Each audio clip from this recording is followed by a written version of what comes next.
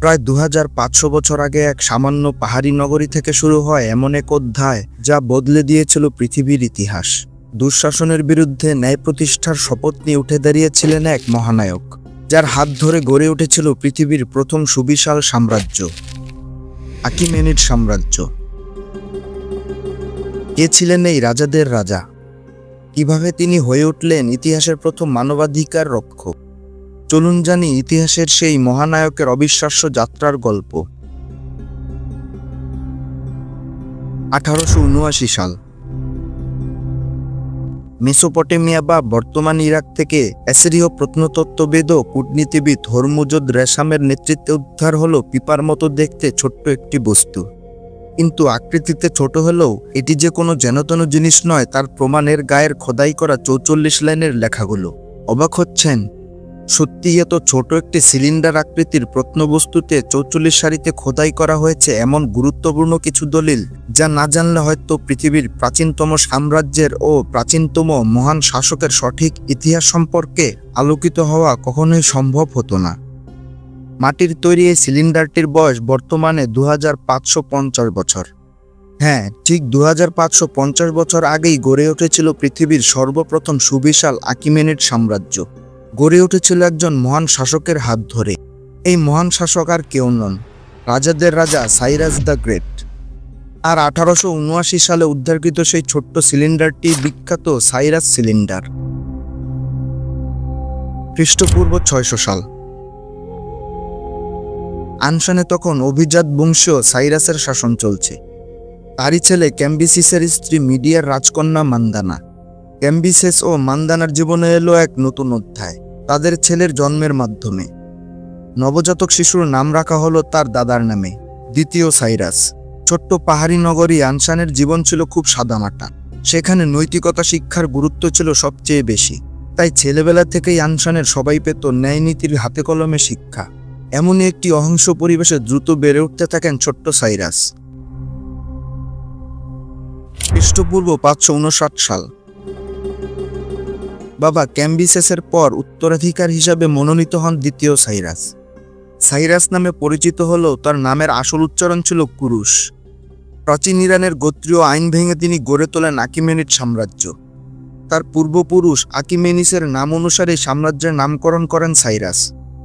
ইরানের ছোট্ট ফার্স নগরী শাসন করতে করতে এক পর্যায়ে সাইরাস বুঝতে পারলেন পৃথিবীর নানান জায়গায় ছড়িয়ে আছে দুঃশাসন আর নৈরাজ্য। এমনকি তার নিজের নানা অ্যাস্টিয়াজেস যে বিশাল মিডিয়া শাসন করছেন সেখানেও রয়েছে প্রজাদের চরম অসন্তোষ। তিনি উপলব্ধি করলেন কাউকে না কাউকে তো এগিয়ে আসতে হবেই এই নৈরাজ্যের কবল থেকে নির্দোষ জনগণকে মুক্ত করবার জন্য। তাই উঠে দাঁড়ালেন তিনি। এবার তার প্রতিদ্বন্দ্বী স্বয়ং তার নানা।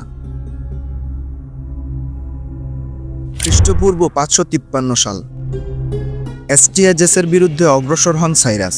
2 দফায় চলে যুদ্ধ। সাইরাসের বিশ্বাস ছিল মিডিয়া যত বিশালই হোক না কেন, ন্যায়ের ধারায় প্রতিষ্ঠিত তার সেনাবাহিনী সেই বিশালতারও ঊর্ধ্বে। সাইরাস পরাজয়ের ভয়ে ভীত ছিলেন না। আর হয়তো এ কারণেই 2 দফা যুদ্ধে শেষে পরাজিত ও বন্দী হন নানা অ্যাস্টিয়াজেস এবং বিজয়ী বেশে মিডিয়ার সিংহাসনে বসেন সাইরাস। বিশাল মিডিয়া অধিকারের পর আকিমেনিড সাম্রাজ্য পায় এক নবরূপ। দ্বিতীয় সাইরাস হয়ে ওঠেন সাইরাস দ্য গ্রেট। মিডিয়া অধিকারের পর সাইরাস তার রাজধানী একবাটানা থেকে সরিয়ে নেন পাশারগাদেইতে। পেশারগাদেইতে প্রতিষ্ঠিত হয় আকিমেনিড সাম্রাজ্যের প্রথম প্রাতিষ্ঠানিক রাজধানী। বিরল সৌন্দর্যে সাইরাস সাজিয়ে তুললেন পেশারগাদাইকে, নির্মাণ করেন এক অভিনব শহর। খ্রিস্টপূর্ব 548 সাল। পারস্যের শক্তি সম্পর্কে ঠিকঠাক অবগত না হয়েই পারস্য আক্রমণ করে বসেন লিডিয়ার রাজা ক্রিসাস। নিয়তি যেন নিজের হাতে লিডিয়াকে সাইরাসের হাতে তুলে দেয়। পরাজিত হন রাজ্য বিস্তারের স্বপ্ন নিয়ে আসা ক্রিসাস। আর সাম্রাজ্যের বিস্তৃতির চেয়ে সাম্রাজ্যের উন্নয়নে অধিক মনোনিবেশকারী সাইরাস যেন মেঘনা চেতেই বৃষ্টির মতো জয় করে বসলেন লিডিয়াকে। এটি কি শুধুই ছিল সাইরাসের জনবলের কৃতিত্ব, নাকি বিজয়ী ছিল এই অসাধারণ ব্যক্তিত্বের নিয়তি? তা তো কেবল সৃষ্টিকর্তাই ভালো জানেন। খ্রিস্টপূর্ব 40 সালের দিকে ব্যাকট্রিয়া অধিকার করেন সাইরাস। এরপর খ্রিস্টপূর্ব 39 সালে জয় করেন ব্যাবিলন।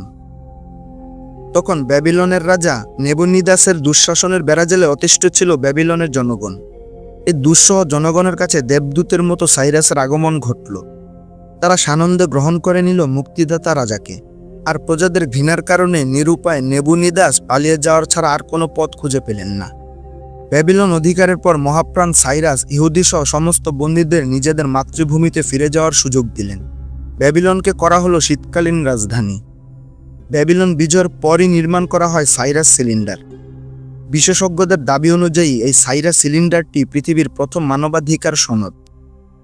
পারস্য সাম্রাজ্য জুড়ে ধর্মীয় স্বকীয়তা, সহিষ্ণুতা ও মানবাধিকার বাস্তবায়নের কথা 3টি প্রাচীন ভাষায় খোদাই করা হয়েছে সাইরাস সিলিন্ডারে। পরবর্তীতে বিভিন্ন গুরুত্বপূর্ণ রাষ্ট্র সাইরাস সিলিন্ডারের লিখিত নীতিমালায় অনুপ্রেরণা পেয়েছে। আমেরিকার ইতিহাসের সবচেয়ে পছন্দনীয় ও প্রভাবশালী রাষ্ট্রপতি ফ্র্যাঙ্কলিন ডিলানো রুজভেল্টের সংগ্রহে সাইরাসের জীবন নিয়ে লেখা একজন গ্রিক লেখকের একটি বই ছিল। তিনি বলতেন, যে কোনো রাষ্ট্র পরিচালনার ক্ষেত্রে আগে সাইরাস সম্পর্কে জানতে হবে। প্রতিটি মানুষের স্বকীয়তা ও মতামতকে গুরুত্ব দেওয়ার এই ধারণা সেখান থেকেই এসেছে।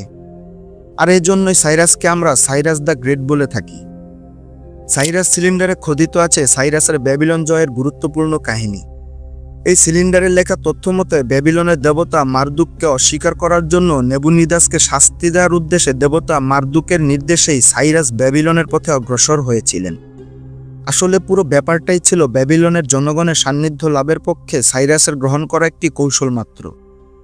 ব্যাবিলন জয়ের আগেই সাইরাস আয়োনিয়া, পার্থিয়া, ব্যাকট্রিয়া, সাক্কাই, গান্ধার, আর্মেনিয়া ইত্যাদি অধিকার করেছিলেন। 70 বছর বয়সের মধ্যে তিনি মধ্য এশিয়ার বিশাল এক অঞ্চল আকিমেনিড সাম্রাজ্যের অন্তর্ভুক্ত করেছিলেন। সাইরাস সিলিন্ডার থেকেই জানা গেছে রাজারা নিজে থেকেই সাইরাসের অধীনস্থতা মেনে তাকে কর দিতেন। শান্তিপূর্ণ রাজ্য দখলের জন্য সাইরাস যে পদ্ধতি অবলম্বন করেছিলেন তা তার আগে কেউ কখনো করেনি। সাইরাস বিভিন্ন অঞ্চলের প্রধানের কাছে শুধু কর দাবি করতেন এবং তাদেরকে তাদের নিজেদের সিংহাসন থেকে বিচ্যুত করতেন না। এতে শাস্তিও বজায় থাকত এবং বিনা যুদ্ধে তার সাম্রাজ্যের বিস্তৃতিও হচ্ছিল পুরোদমে। সাইরাসের রাষ্ট্রে কৃতদাস প্রথা ছিল না। প্রত্যেককে কাজের বিনিময়ে দেয়া হতো উপযুক্ত পারিশ্রমিক।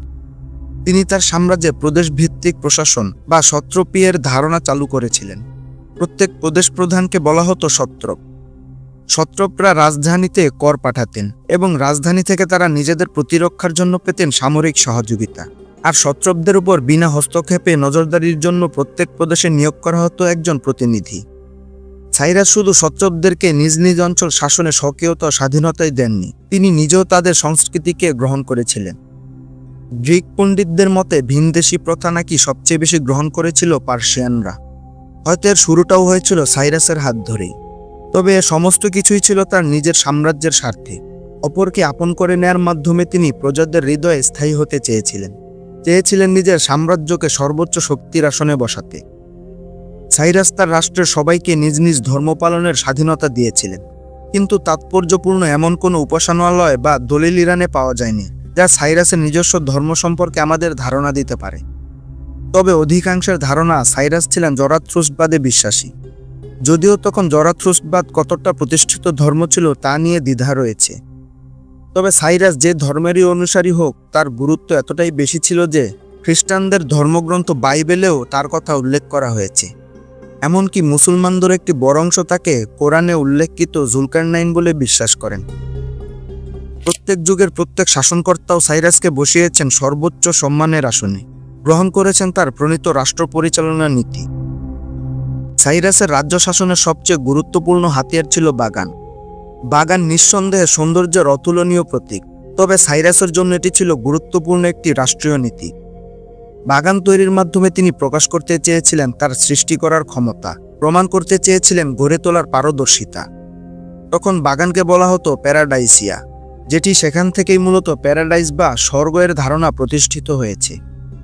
সাইরাসের জীবনে বাগান এতটাই গুরুত্বপূর্ণ ছিল যে বাগানে কাজ না করে তিনি খাবার গ্রহণ করতেন না, কারণ বাগানই একমাত্র জায়গা যেখানে জীবনেরা জন্ম নেয় এবং যেখানে প্রকৃতির অমূল্য উপাদান পানি তাদেরকে সতেজতা দান করে।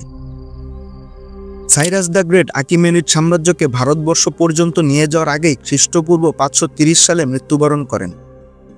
সাইরাসের জন্ম নিয়ে যেমন বহু মিথ প্রচলিত আছে, তেমনটাই আছে তার মৃত্যু নিয়েও।